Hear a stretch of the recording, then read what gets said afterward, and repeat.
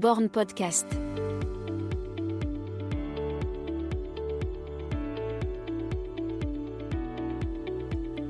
La veille du marathon de Valence 2025, Stéphane Valenti a pris le temps de répondre à mes questions, en vitesse et surtout en pleine digestion. Mais il en faut plus pour couper le sifflet de ce Méditerranéen qui fut plus jeune international en duathlon et qui a frôlé la mort lors d'un entraînement il y a tout juste 5 ans.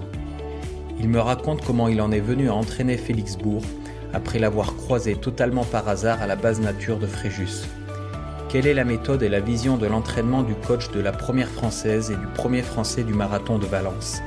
Avec Margot Siraki, Inès Hamoudi et Félix Bourg sous son aile, Stéphane Valenti est l'entraîneur en vogue des marathoniens français. Bonne écoute. Salut Stéphane, merci d'avoir répondu en urgence à ma proposition. On est à Valence pour le marathon, tu as pas mal d'athlètes qui courent. Ouais. Je vais te poser une question, tu es devenu, je sais pas si c'est malgré toi ou pas, mais tu es devenu un peu une pointure dans l'entraînement français. J'ai l'impression que tu as beaucoup de marathoniens. C'est voulu ou ça s'est fait comme ça? Non, moi, j'ai souvent raconté cette petite histoire, mais ça s'est fait vraiment complètement par hasard.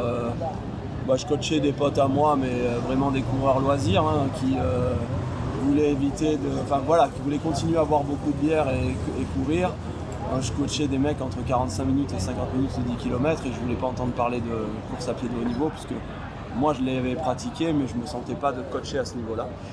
Et puis j'ai fait la rencontre de Félix comme je raconte souvent, on a été potes.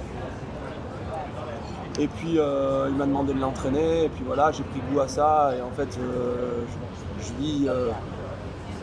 vis cette vie par transgression à fond et là c'est vrai que j'ai eu pas mal de marathoniens qui m'ont sollicité et c'est une discipline que j'adore parce que l'aérobie via ma vie d'avant avec le triathlon et le duathlon, c'est un peu une filière que je maîtrise. Okay. Le marathon c'est beaucoup ça, donc voilà. Et Félix, ok, alors c'est ton premier athlète de haut niveau, ça s'est fait? Ah ouais, complètement, je veux dire je courais sur la base nature à Fréjus, il y avait un mec tout blanc, tout mec devant moi, j'arrivais pas à le reprendre, je me suis dit c'est quoi ce type? J'ai fait un tracé tout droit au milieu d'un champ pour essayer de le croiser, pour voir la tête qu'il avait. J'ai vu que c'était Félix Bourg. Il était en vacances? Il était en vacances chez sa mère, qui a une maison dans la RPI. Le mec il est sympa, tout de suite le sourire. On a échangé 2-3 conneries et puis il m'a dit si tu veux on se recheck pour courir avec plaisir. Et puis voilà, l'histoire elle a commencé comme ça. Et on a été 3-4 ans amis et puis un jour il m'a dit écoute je m'en sors plus, j'ai envie de voir autre chose, est-ce que tu me coacherais pas? Et voilà, c'est comme ça que ça a commencé avec Félix, quoi. Ok, elle est marrante l'histoire. J'ai même vu là il y a pas longtemps, je savais pas, j'ai vu que tu avais Margot Siraki aussi, non? Qui a fait un gros marathon là. Pareil, Margot. Je savais même pas que c'était toi. À Noël, il y a un an, on échange.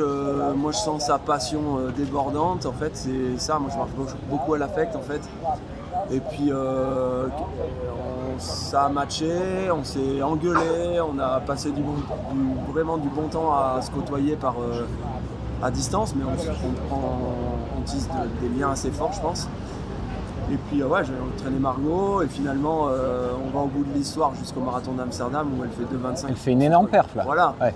Et c'est une fille qui a un potentiel énorme sur semi-marathon et marathon, j'ai hâte de voir la suite. Ouais. Tu dis que vous vous êtes engueulé, j'étais avec Françoise de Azix tout à l'heure, elle m'a dit il a un caractère cochon Stéphane, tu peux lui dire et tout, gentiment en parlant de toi. Ah bon? Enfin, elle a pas dit ça comme ça, non j'exagère, mais elle a dit il a un caractère, il a du caractère et tout. Ouais,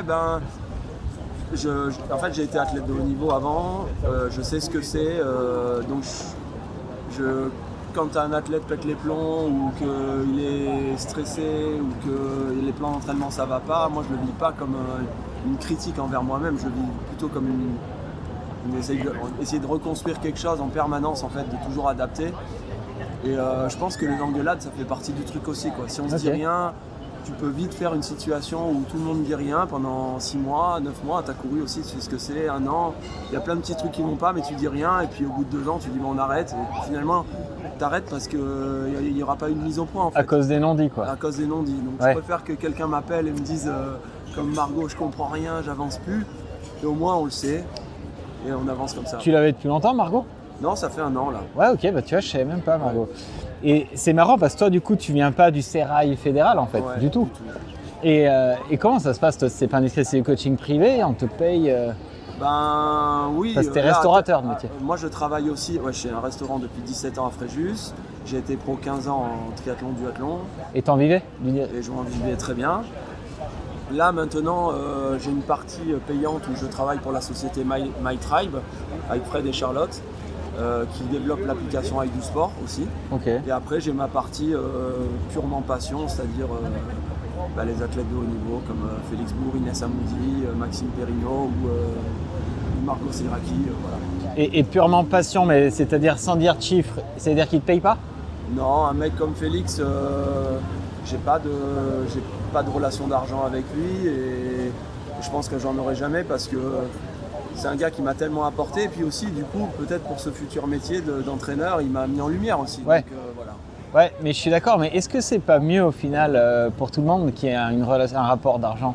Ah oui, là dès que je vais structurer vraiment cette vie-là, puisqu'elle est vraiment en train de me plaire, je veux dire, et puis comme je te disais, je fais tout par passion et je m'éclate. Là, tu vois, on est à Valencia en famille, j'ai payé mes billets, je fais mon déplacement, je le fais par pure passion, quoi. Mais ouais, je pense que la suite, ça sera d'avoir quelque chose de structuré avec un financement carré et que puis moi je puisse vivre de ce métier, quoi. Voilà. Parce que je sais que tu sais, j'aime bien le foot, Arsène Wenger il disait toujours en France souvent les entraîneurs sont moins bien payés que les joueurs en club, alors qu'en Angleterre c'est le contraire.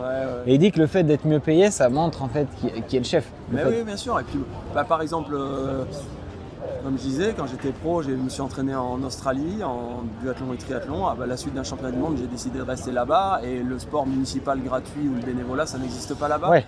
Tu rentres dans un crew, le mec te demande combien de dollars tu vas générer sur une année. Et il se positionne, il te demande un pourcentage. Et il se dit, moi, je t'accompagne, mais pour tel chiffre. Ouais. Donc en fait, c'est donnant-donnant. Et par contre, le mec gagne sa vie, le mec est complètement dédié à la vie des sportifs de haut niveau. Donc le matin à 6h du matin, il est sur le bord du bassin. Quand tu pars rouler en vélo, il est dans sa voiture, il est en vélo. Et il tue avec les bidons. Oui, comme tu dis, ça génère ses pros de A à Z. Et du coup, s'il n'y a pas du tout de bricolage, quoi. Pour le très haut niveau, je trouve que c'est bien. Après, c'est sûr que le problème, c'est que le petit qui n'a pas d'ambition, il ne peut pas avoir un bon coach. Alors qu'en France, tu vois, un mec, il peut être entraîné par le même entraîneur que Mekissi ou que Félix Bourg. Ça a des avantages et des inconvénients. Oui. Alors après, j'ai envie de te dire qu'en ce moment, on est en train de vivre un virage dans le coaching. C'est que, autant dans les années 90-2000, il fallait avoir la chance de connaître un entraîneur incroyable pour espérer percer, alors qu'aujourd'hui, on peut se cultiver de son canapé avec son téléphone et un PC. On a accès à énormément de podcasts qui vont nous aider à nous cultiver, à comprendre l'athlétisme. On a accès à énormément de logiciels d'entraînement, les Garmin Connect, les Strava, les machins. Donc du coup, finalement, oui, l'entraîneur, il a une place, mais moi, je rencontre beaucoup de mecs qui me sollicitent pour des coachings, qui connaissent déjà, on va dire, 75% de l'entraînement, quoi. Ouais. Et toi, ta patte, tu as l'air du coup de te renseigner, de te mettre à jour, c'est quoi toi, ta philosophie un peu d'entraînement? Moi, ma philosophie... il y a de la borne quand même, non? Je te vois sur ce travail. Il y a beaucoup de kilomètres, quand ça en a besoin. Mais après, c'est pour ça que c'est assez frustrant au début de travailler avec moi, c'est que généralement j'essaye de comprendre la fille ou le gars que j'ai en face de moi, arriver, faire un entretien téléphonique ou se rencontrer 2-3 fois et envoyer un plan d'entraînement, pour moi franchement je ne vais rien apporter à personne. C'est une fois que je vais avoir compris les travers de l'athlète que j'entraîne, parfois ça va prendre 2 semaines parce que les choses sont évidentes et il y a plein d'erreurs et ça me saute à la gueule, du coup je dis oui, je sais ce qui te manque. Et des fois ça va me mettre 6 mois, 1 an à comprendre qu'en fait le mec il fait trop de plats, il a tout le temps les carbones aux pieds, il dort mal, il va trop vite en footing mais c'est pas grand chose. Enfin tu vois, des petites subtilités mais qui bout à bout font que le mec progresse plus, quoi. Et ça, malgré tout, je pense que ChatGPT ou n'importe quel logiciel d'entraînement, il peut pas le faire. Mais par contre, moi, au bout d'un moment, à connaître le type, je me dis, oui, il y a ça et il faut travailler sur ça. Voilà. Et l'exemple que tu donnes, il fait trop de plats. Pour un marathonien qui vient chercher des valences, des marathons hyper plats, tu préconises de courir un peu en dénivelé et tout? Ah ouais. Ouais, le dénivelé, c'est la base de tout. C'est de la muscu naturelle, c'est de l'excentrique en descente, c'est du concentrique en montée, c'est travailler des angles complètement différents. La poussée en côte, c'est pas la même, le relâchement en descente, c'est machin. Enfin bref. Et puis changer la gestuelle en permanence, c'est hyper important quand même. Ouais. Même pour les blessures. Et ton avis sur les carbones, là, t'en parlais? Ah ouais. Voilà, on peut en parler des heures, hein, parce que moi j'ai connu la course à pied sans carbone, je la connais maintenant avec les carbones, mais comme un mec que j'adore, hein, Jérémy Cabadé, j'ai envie de dire, c'est pas que le carbone, c'est aussi les mousses qui sont utilisées dans les chaussures, le nouveau polymère. Ouais. Oui, c'est Ça surtout les permet mousses. de borner un truc incroyable. Après, moi je trouve qu'on perd un peu de pied, c'est pour ça que généralement les athlètes qui s'entraînent beaucoup, j'arrive à leur demander d'avoir au moins 2 fois dans la semaine, pour être un terme générique du renfort, mais c'est beaucoup de passages de haies, techniques, de machin pour garder ce pied-là, parce que j'ai tendance à croire qu'avec ces semelles hyper dynamiques, on s'endort un petit peu quand même, au niveau proprio quand même. Et Félix, on voit qu'il fait pas mal de vélo, ça c'est toi qui lui as inclus dans le plan? Ou c'est lui qui va en faire? Ouais, alors déjà parce qu'il adore ça. Moi je suis pour les sports combinés. Je viens du triathlon comme je te disais et on avait des résultats avec le vélo, la natte. On avait des résultats en course à pied qui étaient quand même assez incroyables. Le vélo je lui ai proposé aussi parce qu'au tout début c'est un mec qui se blessait beaucoup. Ouais. Donc on a joué sur ça. Tu vois, Margot elle fait du vélo, Inès Amoudi fait du vélo aussi. C'est des coureurs qui même quand ils bornent en vélo, ils gardent une belle cadence en course à pied, ils prennent pas trop de défauts. Donc ouais, si c'est dans ces cas-là, je continue d'en proposer. Ouais. Et c'est vrai que Félix, j'ai l'impression qu'il se blesse plus là actuellement, si? Ouais, il se connaît bien. Il se connaît bien? Il se connaît vraiment bien. Les alertes, franchement, c'est pas le genre de gars qui va me dire t'inquiète Steph, tout va bien. Et au bout d'un mois, il va me dire en fait, ça fait un mois que j'ai mal au tibia, je t'avais pas dit. Toutes les petites alertes que son corps lui envoie, il les interprète. Et franchement, c'est sur ça qu'il a beaucoup évolué. Et c'est pour ça que je pense qu'il se blesse plus. C'est qu'il a pris tout son historique de blessures, il a essayé de comprendre pourquoi il se blessait. On essaye d'éviter ces situations qui le mettent en traumatisme intense, quoi, on va dire. Ouais. Et voilà. Et est-ce que tu penses, pardon, je prends l'exemple de Félix Bourg, mais c'est bien l'entraîneur que j'interroge, qu'à l'instar, on voit qu'il fait beaucoup de marathons actuellement, est-ce qu'à l'instar d'un Kipchoge qui faisait plus que ça, est-ce que tu penses qu'il faut vraiment se spécialiser? Non. Non? Non, moi je pense pas parce que déjà mentalement, souvent les mecs s'essoufflent parce que aller poncer la filière aérobie sur des enchaînements de 8-12 semaines, on perd en neuromusculaire, moi j'ai l'impression. Ouais, ça je suis d'accord. Tu vois, on s'endort un peu. Tu sais plus courir vite en fait. Non, tu sais plus courir vite. L'allure marathon te semble rapide au bout d'un moment, alors que ça devrait être une allure que tu maîtrises, on va dire. Et puis varier les stress, moi je suis à fond là-dessus. Tu vois, faire que de la prépa marathon, avoir un stress tout le temps pareil sur l'organisme, tout le temps les mêmes allures, tout le temps de la borne en progressif, tout le temps. Au bout d'un moment, il ne se passe plus rien quoi, en adaptation. Mais après, j'imagine que Kipchoge, mais c'est vrai que ce serait intéressant d'entendre là-dessus Kipchoge. Ouais. C'est vrai que je pense que les stress différents, il les met à l'entraînement quoi. Oui, ah oui. Mais il fait pas de course. Ouais, mais tu vois, je vois sur ceux que j'entraîne qui font du marathon, c'est vrai que quand tu leur dis, ben voilà, on a fini la prépa marathon, t'as un petit peu récupéré, maintenant on va aller préparer un 10 ou un truc, il y a tout de suite de l'excitation qui revient. Ouais, mentalement tester, ça fait voilà, bien. se tester sur autre chose, des séances qui sont moins longues, moins de solitude, retourner peut-être en club avec les potes pour faire des trucs un peu plus courts, un peu plus marrants. Ouais. Ça met une petite bulle d'oxygène dans une année aussi. Et pour toi, là, tu as la petite Inès, je sais même pas quel âge elle a d'ailleurs. Amoudi, Inès. elle va avoir 25 ans. Inès, c'est une belle athlète, ça. J'ai vu, elle a un chrono en 2,31 sur marathon. 2,31 avec un beau syndrome d'essuie-glace l'année dernière. Je pensais même pas qu'elle allait passer la ligne d'arrivée. Et c'était où? C'était à Valencia. C'était ici, d'accord. Ouais. Ok. Là, elle a passé un sacré cap. Après, Inès, pour moi, c'est une fille où je me dis il y a un énorme travail à faire parce que elle s'entraîne toute seule. Elle avait pris énormément de défauts à l'entraînement. Elle fait beaucoup d'erreurs. Du coup, il y a plein de choses à gommer et des nouvelles choses à mettre sur table. Donc ouais, c'est une athlète qui est assez excitant à entraîner. Ouais. J'imagine qu'elle part sur moins de 2,30 demain. Ouais, je pense. Ouais. Et quel est ton avis là? Il va faire peut-être un peu chaud. Tu leur conseilles quoi? Tu les laisses libres ou tu leur dis faites attention? Non, après j'ai un discours que j'adapte en fonction des personnes par exemple, Félix déteste la chaleur, donc forcément, je lui ai dit, demain à 8h, il fera bon. Voilà, je lui dis pas, il va faire chaud demain. Inès déteste le froid, elle adore le chaud, donc c'est l'inverse, elle est toute contente qu'il va faire chaud, donc je lui en parle de la chaleur. Je pense qu'il faut être hyper optimiste sur les jours qui précèdent une course, il ne faut même pas parler de ça. Voilà. Mais là, il y a plein de cas différents. Il y en a où c'est les athlètes qui choisissent l'allure et les coachs qui confirment. T'en as où c'est les coachs qui donnent l'allure et l'athlète qui suit. Vous êtes comment, vous? C'est toi qui dis... Moi, je m'adapte, encore je te disais, je pense qu'il n'y a rien de figé, je m'adapte au caractère. Inès, c'est une fille qui aurait tendance à se mettre dans le dur d'entrée et dire ça va tenir. Et je pense que se rapprocher d'un négatif split, voire même de faire 2 semi-égales, ça sera bien pour elle. Félix adore partir lent et finir en boulet de canon. Ouais. Parce qu'il a cette faculté. D'ailleurs, son record sur 10 000, il l'avait fait comme ça, 27-27. Il passe plus de 13,45 au 5000 et il finit comme un boulet de canon. Quand il fait 2,6 ici, je crois que pareil. C'est celui qui faisait le dernier 5 le plus rapide de tout le plateau, je crois. Il frôle les 14,0 je crois, ouais. Les derniers 5 bornes, il finit à moins de 50 kg les 5 derniers kilomètres. Ouais. Il adore courir comme ça. Ouais. Ça, c'est bien ça, parce que c'est dur sur marathon de relancer, je trouve. Même si t'es parti lent, moi je trouve que quand t'es un coureur de train, c'est dur d'en remettre après. Faut partir. C'est super dur. Mais lui, il adore faire ça, c'est sa façon de courir. Ouais. Et au niveau de la nutrition, tout ça, ça a beaucoup évolué ces dernières années. Ouais. Tu t'es adapté, toi, t'as fait comment? Tu les conseilles aussi là-dessus? Non.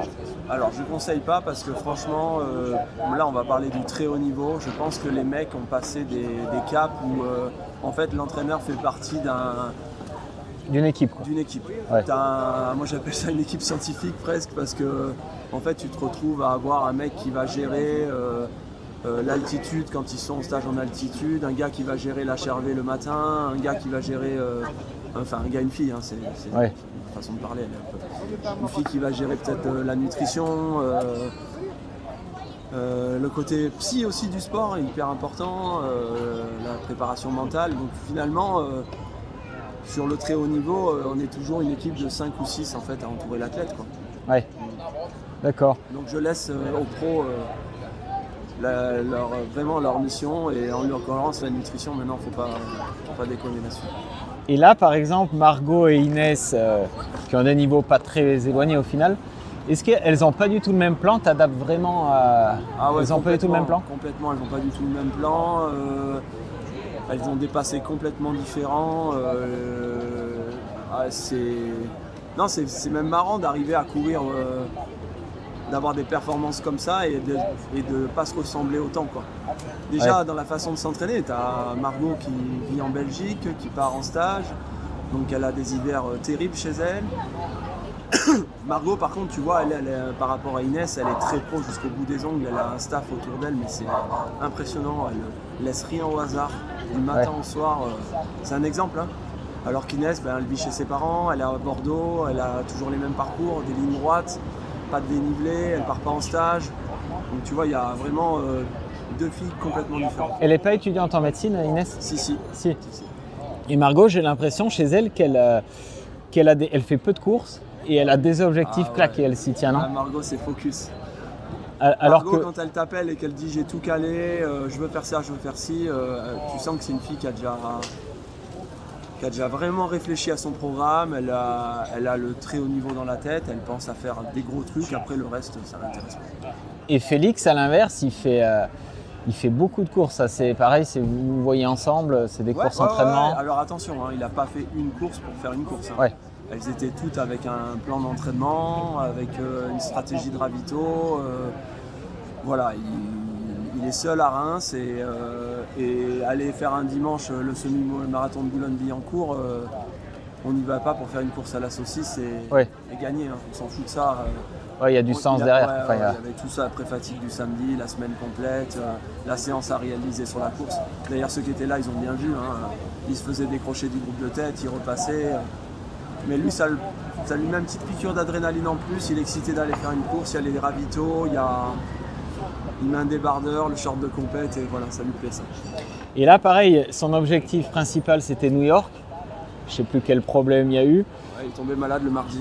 Il est tombé malade et après pour basculer sur Valence, vous en discutez, c'est lui qui voulait, vous ne vouliez pas perdre cette prépa, comment vous en avez... Ouais, bah, il était très fort. Moi, les chiffres qu'il me présentait à l'entraînement ou sur tapis roulant avec Grégory Doussand à Font-Romeu dans la chambre d'hypoxie, on n'avait jamais eu des chiffres pareils. Hein. Après, il est tombé malade quelques jours avant, ça arrive.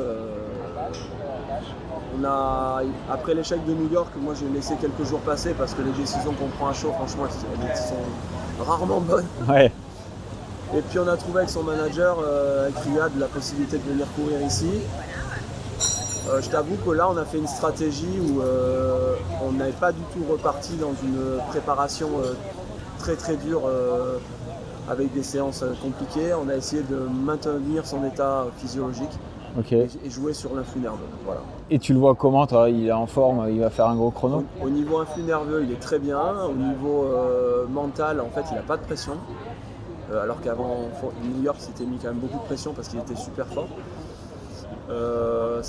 Mais quand il est dans des états pareils, c'est souvent là où il nous fait des très belles courses. Ouais. En plus, New York, c'est dommage, c'était ouvert cette année, c'est dommage. Très ouvert. Ouais. Et quand il voit son collègue anglais qui fait 4, c'est un gars avec qui il a toujours bataillé sur 10 000, sur semi. Ouais, c'est vrai, c'était ouvert, mais bon, voilà, avec des si, on refait toute une vie. Il le refera, ouais. Ouais, voilà. Tu as de la chance de coacher les athlètes de haut niveau qui ont du temps. Quel est ton avis sur le double seuil, toi? T'en fais faire? J'en avais parlé sur un podcast avec un collègue à toi. Avec Anthony Frontera, Voilà. je ne l'ai pas écouté. Ouais. Alors en fait, nous, dans le triathlon, on le faisait sans s'en rendre compte. Donc par exemple, on faisait un 10 x 3 minutes en bosse, en vélo, récup semi-descente, pédalé, où on était sur ces allures-là que les athlètes font maintenant dans le très haut niveau. Un mec qui vaut 27, 28 sur 10 000, il va être à 3,20, 3,30 au kilo par exemple. Et le soir, il va aller sur des séquences de 5-6 minutes. Le soir, il va aller refaire des 400 pas très vite. Nous, on le faisait en fait sans s'en rendre compte. On faisait ça sur le vélo le matin. Puis la même chose en natation sur un 15-60, nager souple, départ pincé. On trouvait que ça marchait bien, mais en fait, on n'appelait pas ça le double seuil. Ouais. Mais c'était le triathlon qui voulait ça, cette discipline, on en faisait sans s'en rendre compte. Du coup, je pense que c'est vraiment quelque chose de bien. Le danger, c'est de le faire sur le même sport, moi je pense, pour un athlète lambda qui travaille, qui a une vie de famille. Récupérer des traumatismes d'une double course à pied avec quand même 2 petites intensités dans la journée, c'est quand même beaucoup. Le faire en vélo, je trouve que c'est pas mal. Parce que tu vas aller travailler les 2 filières physiologiquement la même chose. Une portée, une avec un peu de casse. Voilà, moi j'aime bien le faire sur le vélo et course à pied. Mais aujourd'hui, les athlètes qui aiment bien regarder à droite à gauche, ils viennent pas te dire ah putain, lui fait ça, est-ce qu'on le fait pas? Je pense, j'en ai tout le temps des phrases comme ça, moi y compris, je m'entraîne encore, je me la colle régulièrement à l'entraînement, j'aime tester des trucs sur moi. Si tu commences à trop regarder, t'as vite fait de te perdre. Donc je pense qu'il faut quand même s'intéresser. Mais il faut, une fois qu'on a choisi sa ligne de conduite, il faut essayer d'être cohérent sur des séquences assez longues. Tu vois, si tous les 6 mois tu rabats toutes les cartes, on est foutu. Toi, tu es un super athlète, tu as eu des multiples médailles en master là notamment. Ouais. Tu sais comment je t'ai connu d'ailleurs? Non. Je t'ai connu, je me rappelle, je commençais l'athlé, je t'ai connu par un article dans le Var Matin, parce que tu avais fait un AVC en soi. Une hémorragie ménagée au cerveau, ouais. Ok, on peut en parler? Ça t'embête dans... Ouais. C'était quoi? C'était en lien avec le sport? Ouais. En fait, on était dans le 2e confinement, dans le Covid. C'était quoi, 2021? Ouais, le 6... aujourd'hui. C'est pile poil le jour. C'est le 6 décembre 2020. Ok, donc 2020, ouais, c'est ça, oui. 2025. Ouais. Il y a pile 5 ans. Putain, ouais, c'est mon anniversaire de neuro. Oui, on était au 2e confinement. Moi, donc, comme je te dis, j'ai un resto. C'était la galère, on n'avait pas encore les aides de l'État et tout ça. Et je faisais que gamberger, je sais pas si ça avait... Le stress et tout. Le stress, ouais. Et je suis parti faire un entraînement avec mon coach en vélo et je faisais un entraînement très difficile et j'ai eu une énorme douleur dans la tête. Et en fait, j'ai fait une hémorragie ménagée, donc j'ai été rapatrié en neurochirurgie à Toulon, près de Fréjus. Et je suis resté 1 mois là-dedans. Voilà, en soins intenses. Et j'ai pas eu de séquelles, j'ai eu une chance incroyable, c'est un saignement sur les méninges, l'enveloppe du cerveau. Et en fait, les capillaires qui ont saigné ont cautérisé tout seul. Donc j'ai pas eu énormément de sang dans le cerveau. Et du coup, les neurochirurgiens, ils n'ont pas eu besoin de m'opérer, ils ont laissé la nature faire et le sang s'évacuer tout seul du cerveau. Par contre, au niveau douleur, c'était atroce, quoi. Voilà. Et là, attends, tu te remets des gros 5000 et ça te fait pas peur? Non? Non, en fait, j'ai pas fait ça. Là, je fais pas n'importe quoi. Je veux dire, à la suite d'un mois en neuro, même mes parents ont voulu assister au compte rendu du neurochirurgien. Il a dit non, mais il n'y avait rien. On a passé 3 fois les caméras dans le cerveau.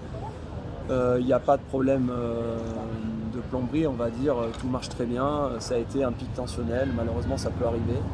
Donc, ils reprennent une vie normale et voilà, quoi. Et t'avais quel âge à l'époque? Donc, j'avais 42 ans. Ah ouais, putain. Ouais. T'as dû avoir... Ouais, non, mais ça change une vie, hein, quand tu rentres en neurochirurgie et que tu demandes quand tu vas sortir et que le ponte, le docteur, c'est comment on appelle ça, Un professeur? un professeur, voilà. Quand le professeur vous dit, moi déjà j'aimerais que tu sois là demain matin, ouf, Ouais. ça change un mec, quoi. Ah ouais, j'imagine. Voilà, donc ouais, ça change une vie. Et aujourd'hui, donc tu cours encore à très haut niveau. J'ai vu que tu étais coaché par Jérémy Cavadet, justement, l'ancien entraîneur de Navarro. Ouais, ça, déjà on s'apprécie beaucoup. On avait fait les 2 dernières années qui menaient à Paris pour les Jeux, où en fait, en étant 2 côtes du Sud, on se retrouvait dans des rassemblements ensemble. J'aime bien sa philosophie. Du coup, j'ai eu envie de travailler avec lui un petit peu. Moi, tu sais, comme je te disais, je suis ouvert à... J'aime rencontrer les gens, je suis ouvert à beaucoup de choses. Je pense que ce que je propose à l'entraînement, c'est pas moi le messie, quoi. Donc j'ai été athlète et je sais que découvrir de nouvelles choses, c'est important. Et voilà, du coup, c'est comme ça que j'avais commencé à travailler avec Jérémy. Et du coup, si en 2020, tu avais 42 ans, c'est que tu en as 47. Ouais. Et tu sens que tu progresses encore sur certains aspects à cet âge-là? Non, je progresse pas du tout. Par contre, je trouve que j'optimise, quoi. Je vais dans le vrai, on va dire. Comme j'ai plus beaucoup de cartouches, quand je fais quelque chose de trop dur, je suis fatigué longtemps. Ou quand je fais de la vitesse, forcément nerveusement la récup c'est plus la même qu'à 25 ans. Du coup tu fais moins de cours à l'entraînement. Tu sais que si tu veux faire de la vitesse, il faut bien calculer ton coup. Si tu veux faire une course, il faut bien calculer ton coup. Donc voilà.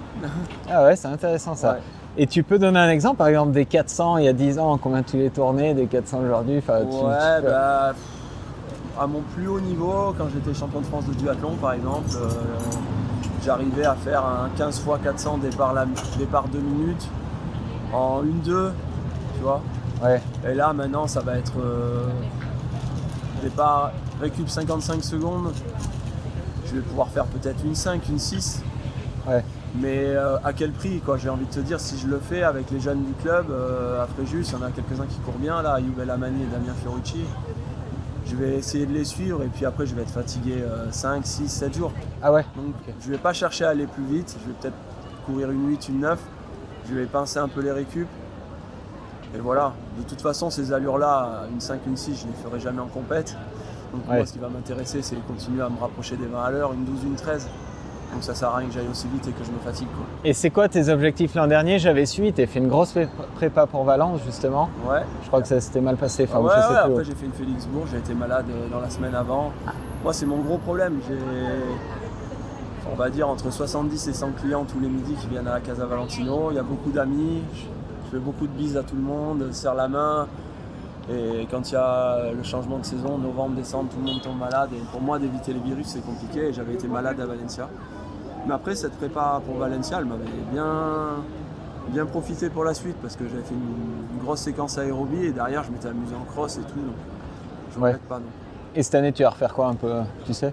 Je vais essayer de faire un peu de cross, un peu de 10 km, des choses gérables avec mon emploi du temps. Ouais. Ok. Et il n'y a pas de marathon en vue? Non, pas du tout, c'est trop long, j'arrive pas. Franchement, entre la vie de famille, ok. le coaching et le resto, j'y arrive pas. Donc marathon, Ouais. compliqué. Et Jérémy Cavadet, ça l'excite aussi d'entraîner sur 10 et tout, il aime tout, quoi. Ouais, après, ça le faisait rire d'entraîner un vieux faco comme moi, comme il dit. C'est rigolo, donc... Ouais, non, il a pas... Lui aussi, il me dirait, il a envie de me dire, ouais, sur marathon, t'as connu le marathon sans les carbones, faut en faire un. J'avoue, hein, ça donne envie, mais c'est le temps, quoi. Arriver à trouver le temps d'aller faire les kilomètres, ça va être compliqué. Et t'as pas envie d'aller faire des marathons plaisir comme New York et tout, sans trop regarder la montre Si. Là, tu vois, cette année... T'y es allé à New York, là? Non, j'ai pas pu y aller. Bah, tant mieux, parce qu'il s'est arrêté à la Guitoune aux 30 km. Donc, écoute, ça m'aurait fait chier d'aller à New York pour rien. Mais, ouais, ça me... ça m'aurait bien dit, un marathon comme New York. Ouais. Et un athlète, tiens, comme Félix Bourg, quand il... je me suis toujours demandé, quand il saute sur un marathon, c'est quoi la consigne là? C'est, écoute, t'arrêtes, c'est un marathon, c'est trop exigeant, ça sert à rien de finir, t'arrêtes. Ouais, complètement. Le seul marathon où on s'était dit on finit la ligne, on passe la ligne, c'était son premier marathon, parce que je voulais qu'il comprenne ce que c'est, que s'il devait prendre un uppercut, il fallait qu'il le prenne pour que ça lui serve de leçon pour la suite. Hein. Enfin, moi j'ai hâte de voir Valentin Gondouin demain, ça par exemple, qui avait fait son 2-10 à son premier marathon. Il avait fait une énorme coup de calgon dans les 3 derniers kilos, ça lui a servi. Je pense que vu que c'est un athlète intelligent, ça va lui demain il va faire un beau truc, je pense. Et le marathon des Jeux peut-être. Et le marathon des Jeux, exactement. Ouais. Là où je lui ai dit, franchement, j'ai même pas eu besoin de lui dire. Il savait très bien qu'il passerait la ligne d'arrivée. S'il y avait un athlète français que tu aimerais coacher, en absolu. Il y en a. Hein. Ou une, ou plusieurs. Ouais, franchement, je m'éclate avec les 3 marathoniens que je m'éclate, j'y pense pas. Après, mais sans remplacer ceux que tu as, mais il n'y a pas un athlète que tu aimes bien par sa personnalité. Moi j'aime les mecs qui ont le smile, qui se prennent pas la tête. Tu vois, quand tu rencontres des gars là, aussi simples qu'un Jimmy Gressier à Font-Romeu, tu vois, j'étais là avec tes enfants, le mec il sourit, il vient de checker tout le monde et tout. Bien sûr, tu as envie d'entraîner des mecs comme ça, ou ne serait-ce que pas les entraîner, juste les côtoyer un peu à l'entraînement, voir ce qu'ils font, ça me plairait. Ouais. J'en parlais avec un gars, Anto Pontier, le fils de Jeff Pontier, on parlait de la relation entraîneur-entraîné. Est-ce que si demain, tu peux plus rien amener à Félix Bourg, tu vas avoir le courage de lui dire écoute Félix, j'ai plus le niveau, enfin ou pas j'ai plus le niveau mais j'ai plus la foi. Tu le feras ça? Tu vois, avant de le coacher, je lui en parlais déjà. Je disais, moi quand j'étais pro et que je gagnais ma vie de ça et que j'enchaînais, j'avais une vie où les années comptaient, comme celle de Félix, comme celle de Margot. Je suis tombé sur un coach qui m'a dit écoute Steph, là moi je peux plus, vol quoi. Moi je trouve que c'est la meilleure des... je suis d'accord. Voilà, prends des renseignements et je suis retourné voir ce mec après, tu vois, une fois que je me suis reposé et que j'ai changé de vie, que je suis revenu à Fréjus et tout ça, il m'a re-entraîné pour la suite de ma carrière.